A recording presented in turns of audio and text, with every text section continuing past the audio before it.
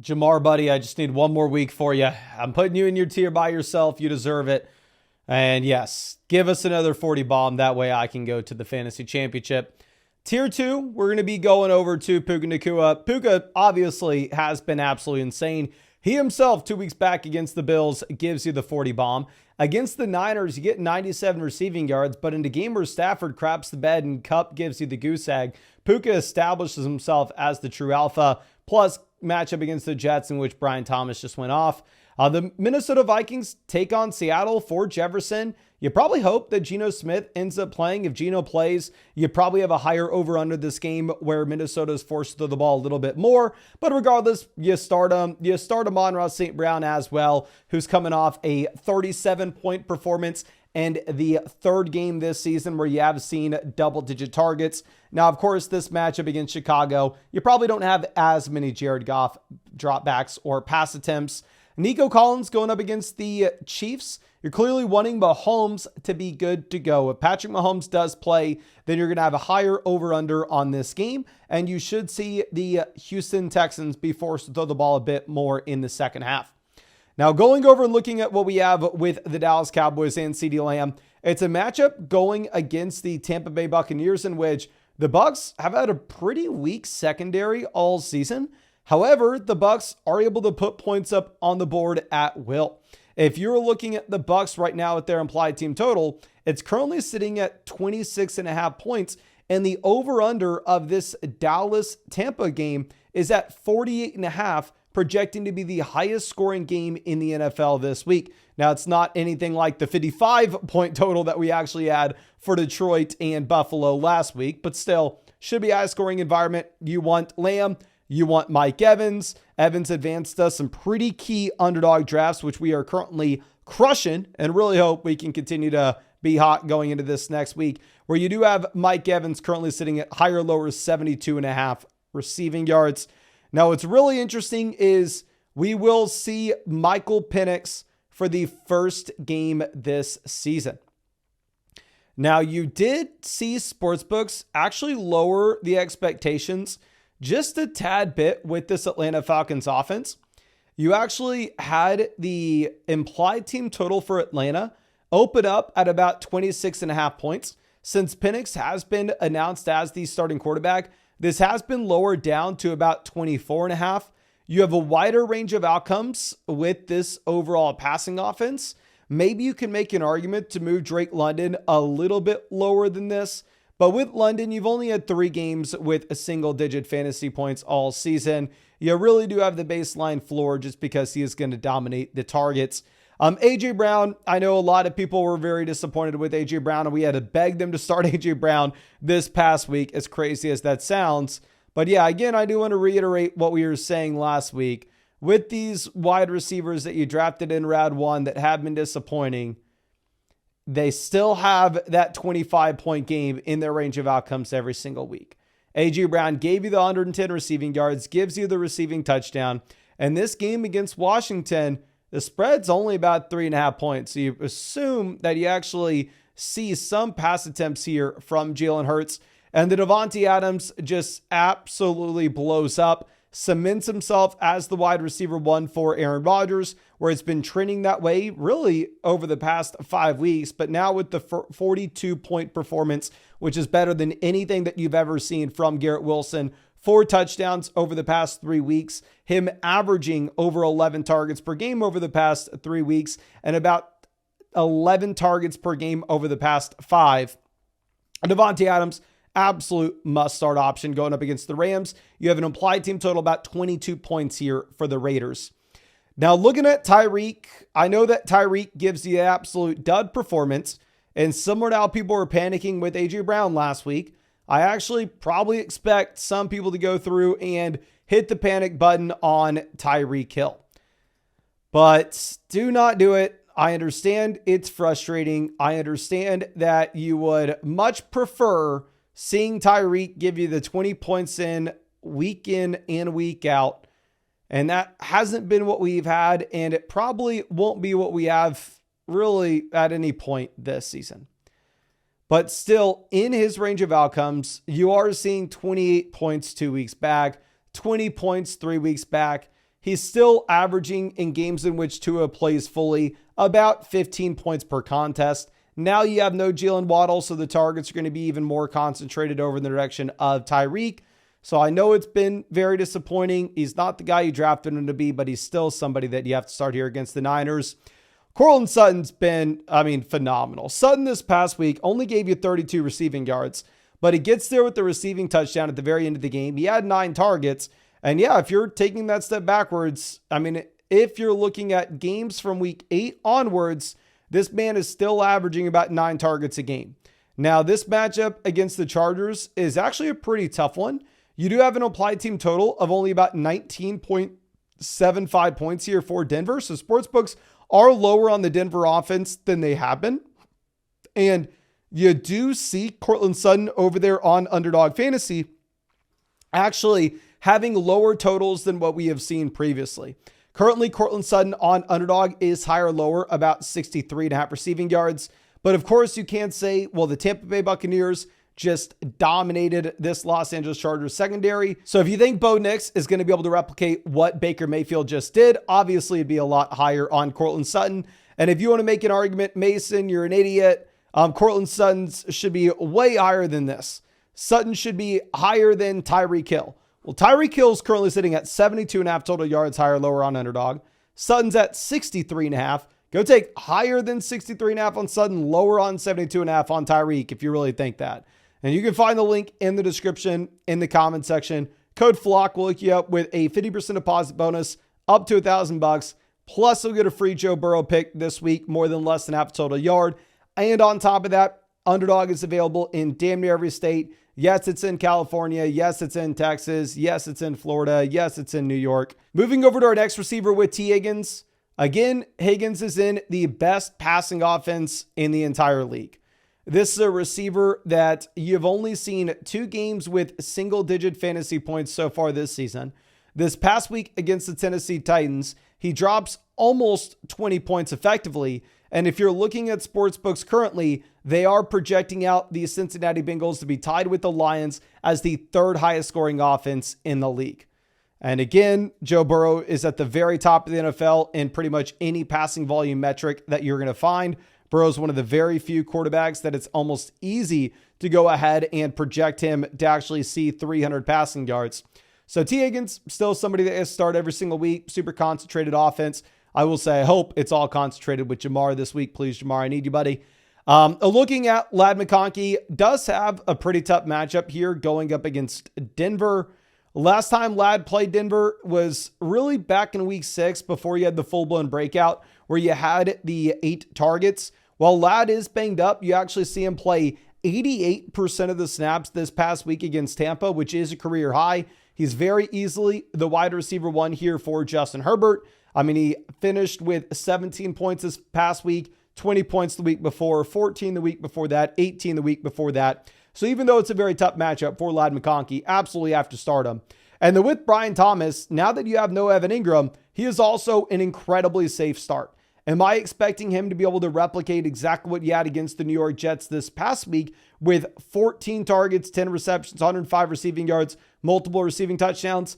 Realistically, probably not, because it's a bad offense. But there's definitely a very big difference between how the Jacksonville Jaguars project right now from sportsbooks in comparison to the really, really, really bad offenses such as the New England Patriots, the New York Giants, and the New Orleans Saints. So he's in a bad offense. At least sportsbook projections, they don't have it as one of the worst offenses in the league this week. So Brian Thomas, for sure you're playing. You're for sure playing Jackson Smith-Njigba as well. If Geno Smith is good to go, obviously we will have to continue to monitor the Geno Smith injury. I will, of course, keep you updated every single night with the rankings on the site, and we will get the flex rankings out in a video later this week. Now, Garrett Wilson will be our next receiver going up against the Rams. With Wilson, again, this offense is just highly, highly concentrated in New York, where you only have Devontae Adams and Wilson really drawing targets and having any production whatsoever. So I still remain that both guys are obviously must-start options. It's a good matchup going up against the Rams, where we saw the Bills go absolutely nuclear 2 weeks back, And yes, the Niners just disappointed, but it was in a tough game environment. So I think you go ahead. I think you play Wilson with little hesitation. Cooper Kupp, I understand hesitation for, because the goose egg that you had against the Niners, this wasn't just a one-off instance. You go back against New Orleans, the man had 4.7 points in week 13.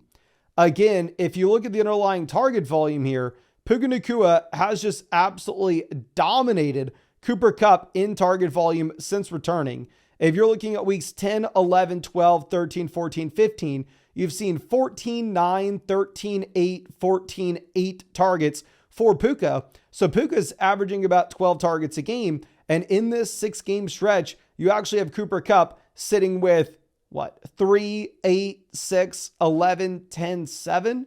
So sitting with a lot closer to about 7 to 8 targets a game. I still probably start Kupp because it is a very concentrated offense. Now, I completely understand that Terry McLaurin has been so much better than this all season now. Terry McLaurin has been phenomenal. My only hesitation is Terry McLaurin, since week 3, has had one game with fewer than 10 fantasy points. And that one game was in a really tough matchup against the Philadelphia Eagles, which is who Terry will be going up against this week. You see the Washington Commanders down with an implied team total of 21 points. We saw this Eagles defense get a ton of respect against the Pittsburgh Steelers with the projections last week. So yeah, a really tough matchup. Terry's been absolutely dominant. This past week, probably the best game that we've seen this season, with multiple receiving touchdowns and 10 targets. Now, our next receiver will be Jauan Jennings. Jennings, in a game with the bad weather against the Rams, does flop. He flopped against the Bills with horrendous weather. He flopped against the Packers with no Brock Purdy. But here, if you assume that Brock Purdy is good to go and there's better weather for him, you're playing Miami. You have an implied team total of 21.5 points. And if you look at this 6-game sample, Jauan Jennings has clearly established himself as the wide receiver 1. It doesn't matter how much Deebo Samuel cries over it. It doesn't matter how squeaky that wheel may or may not be. The fact of the matter is, Deebo Samuel has been eating enough lunch for both Jauan Jennings and himself all season. It's gotten to him, and Jennings is just the guy that you want to rely on in San Fran. I will be starting Devonta Smith this week, almost regardless. And Smith, buddy, I know you came through in a big time way when we were on bye last week. I don't know why. I shot you that DM on Instagram. You should have sat it out. But regardless, we got the 28 points from Devonta Smith in week 15. I have not seen this from Smith all season in my lineup, but week 16, you have him going up against Washington. The last time Philly played Washington, you actually did only have about 6.9 points for Smith. This was a game environment in which the Eagles were just able to run the ball over and over and over again. Spread in this game is about 3.5, so you're hoping that Philly is forced to throw the ball a bit more here. And Smith does see 12 targets this past week and was really being peppered from start to finish. Malik Neighbors is in one of the worst offenses in the league, and it's not just one of the worst offenses in the league. It is projected out to be one of the worst offenses in the league by a country mile. There are 3 teams that are absolute garbage this week. Garbage, at least on the offensive side of the ball. That is going to be the New York Jets, who have an implied team total of 16 points, who are currently 8.5 point dogs against the Atlanta Falcons. You have the New England Patriots with an implied team total of 15.5 points, and you have the New Orleans Saints with an implied team total of 14.25. You want to be avoiding as many players as you possibly can from these 3 teams. Now, with Neighbors, he's at the very top of the NFL in targets per game. So if you're playing in a full PPR format, he's probably going to be able to get there with the receptions alone. This is a receiver that's had one game all season with fewer than 10 fantasy points. So you end up starting him regardless. But again, this was the first touchdown that he had scored since week 3. Now, Jerry Jeudy, if you had Jameis Winston under center, you had no David Njoku, and you had no Cedric Tillman, Jeudy would probably be ranked up next to CeeDee Lamb. But you have no Winston. The volume in this offense should come down dramatically. I don't know if David Njoku is going to be playing. I don't know if Cedric Tillman will be playing. So I want to be a little bit more conservative with Jeudy, even though he's been absolutely dominant with Jameis Winston under center. And at the same time, the tough spot is he's playing the worst defense in the league against Cincy. So even with no Winston, you may get stuck starting Jerry. I'm looking at Zay Flowers' matchup against Pittsburgh. It's tough on paper, but you still have the Baltimore Ravens projecting out to be one of the highest scoring offenses in the league. Jacoby Myers kind of gets saved with the garbage time against Atlanta. Still, if we're looking over the past 6 weeks, this is a receiver that is averaging over 10 targets a game. Now, of course, the touchdown upside is going to be very much capped, but it's a really good matchup going up against the Jacksonville Jaguars, where you just saw Devontae Adams drop 40 plus. Looking over at DJ Moore, it's a game against a really banged up Detroit Lions defense, where we just had the game of the year potentially against the Bills this past week. If we're looking at DJ Moore over the past, say, 6 weeks or so, I mean, this is yet again another receiver that's getting up there to about 8 targets a game. You do have Keenan Allen coming through, eating a bunch. You always have the threat of Rome Odunze taking the receiving touchdowns. And you have the threat of Caleb Williams just disappointing. Jordan Addison, I'm going to need in some underdog spots to go off for us. I mean, he's had one hell of a year. I mean, if you're looking at the past 5 weeks, you actually have seen Jordan Addison get to about 8-9 targets a game. So the target volume's been a lot better here in the second half of the season. This matchup specifically going up against Seattle is one in which you probably want Geno under center so the Vikings don't just get to run the ball every down in the second half. Jameson Williams will be our next receiver. I thought Jameson was a really interesting play given the total that he had against Buffalo this past week. Last game that we saw from this Lions offense against Detroit, you did get about 9.5 fantasy points for Jameson Williams with the 7 targets. But again, if you look at the past 6 weeks here for Jameson, you've actually seen him get up to 6-7 targets a game, giving you a much higher floor. So you kind of have a decent little floor with Jameson Williams. And then, of course, if the long receiving touchdown's there, that's where you get the ceiling performance. Adam Thielen will be our next option. Here, while yes, he did really disappoint this past week against the Dallas Cowboys where Jalen Coker was the main guy. It's not like Coker dominated target volume. In this matchup against the Arizona Cardinals, sportsbooks actually are giving more credit to the Carolina Panthers with an implied team total about 21.5 points, where you actually do only have Arizona favored by about 4.5, where Marvin Harrison will be our next guy. And Harrison has just been so up and down so far this season. Again, I know we've done this a ton, but if we go through and look at how touchdown dependent Marvin Harrison has been, games in which he has not scored a touchdown, you have 1, 5, 5, 3, 7, 9, and 5 fantasy points. He has yet to hit double-digit fantasy points in a game in which the touchdown was not there. So the floor is incredibly low. However, Arizona does project to score a bunch against Carolina. I just think it's probably on the ground. DK Metcalf, I would do anything I could to bench him. I may end up having to start him. If Geno plays, I'm definitely starting this bum over Najee Harris. But Metcalf, since the bye, or I mean, at least since he got back from his injury, has yet to hit 15 fantasy points. You've had 3 games with fewer than 10. So he's been horrendous. This matchup against Minnesota is one in which you probably are forced to throw the ball. They're not going to be able to run it.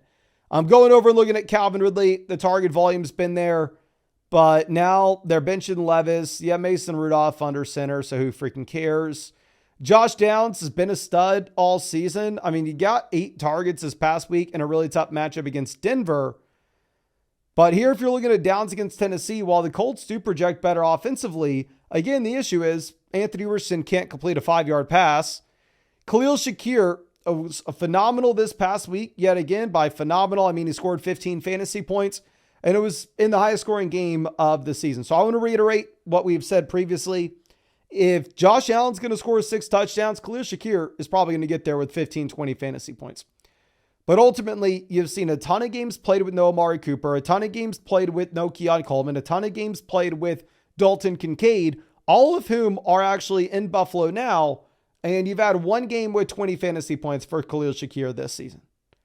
Going over and looking at Keenan Allen, he's actually given you 4 games with 20 fantasy points. The issue is he's giving you 1, 2, 3, 4, 5, 6, 7, 8 games with single-digit points. So extremely up and down. Last time he played Detroit, you did have multiple receiving touchdowns, though. Jaden Reed has 1 game this season with more than 8 targets. You're playing the New Orleans Saints. You're 13.5-point favorites, so we're going to assume that you can just run the ball. Darnell Mooney, hilarious if you didn't watch the Flock League episode. Absolute screws Badaki here. But this is a receiver that gives you the goose egg. Over the past month, this man has been averaging about 4 targets a game. Maybe 5 targets a game. And now you have Michael Penix under center, so you really don't know what to expect in an offense that can probably run the ball consistently. Michael Pittman will be our next call. If you're looking at Pittman, he's had 1, 2, 3, 4, 5, 6. 6 of his last 7 games, he has failed to reach 10 fantasy points. Now, of course, better matchup against Tennessee than it was this past week against Denver. This past week against Denver, you did have 9 targets, but still not super encouraging. We're going to rank DeAndre Hopkins as someone you can't start unless Mahomes does play. Then you'd move Hopkins up. I don't know why we're even putting Deebo Samuel on this list. Deebo's not scored 10 fantasy points in the past 5 games he's played. In the past 5 games he's played, he hasn't scored 7 fantasy points. So the reality is Deebo's going to be way lower than this in our rankings.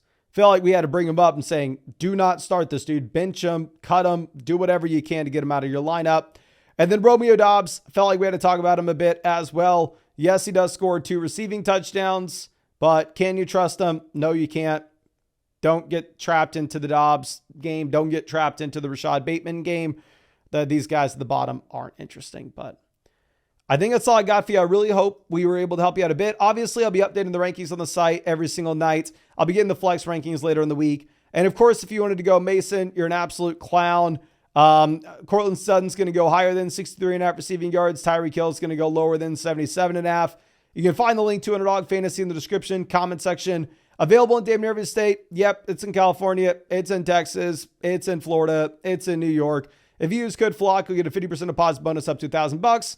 Plus, you'll get that free Joe Burrow pick, more than less than half a total yard for this week's game. But I really appreciate you. Really hope I was able to help you out, and really hope we get to see you out with the live stream later tonight.